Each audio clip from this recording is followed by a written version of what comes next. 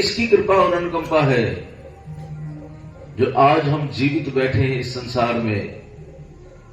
जो परमात्मा की बनाई इस प्रकृति के इनके प्रयोजनों का हम साथ संगत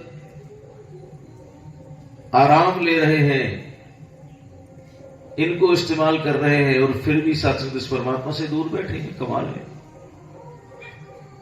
इसीलिए साथ संगत सतगुरु जो है इस भूले भटके मानव को उसे अपना स्वरूप देकर, इस निराकार परम परमात्मा का ज्ञान देकर उसे अवस्था वो बख्श देते हैं जहां उसे केवल परमात्मा ही नजर आता है।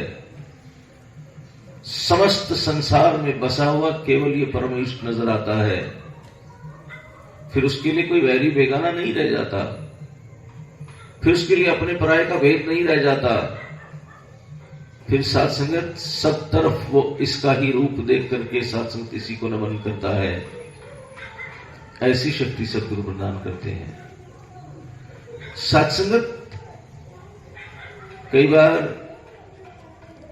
पूछा जाता है कि क्या विद्या है आपकी, क्या क्रियाएं हैं आपकी। मानवता का संदेश देने निकले सत्संगत दास जी, क्या कहेंगे आज खजुराहो में?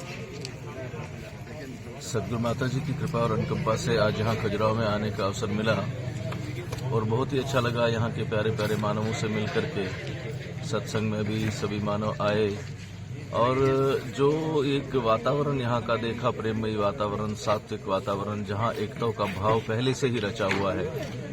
और जब ये परमात्मता का ज्ञान सब में आ जाएगा तो ये पूरा ही खजुराहो लगता है कि एक लड़ी में बन करके एक रूप होकर के एक दूसरे को स्वीकार करते हुए महामानव का रूप धारण करेगा।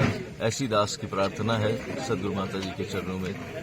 तंत्र मंत्र और साधना की नगरी है। 10वीं शताब्दी के यहाँ मंदिर बने हुए हैं और खजुराहो आज ये अंतर्राष्ट्रीय गिनीज बुक में खजुराहो का नाम दर्ज हुआ है कथक नृत्य में।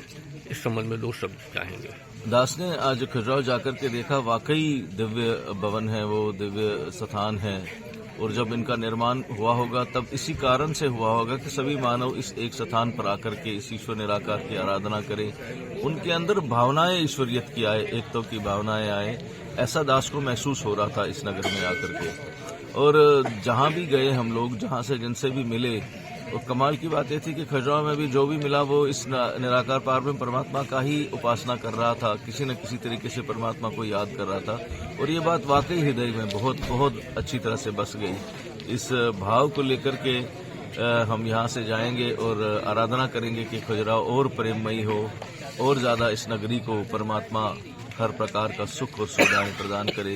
ये आराधना रहेगी।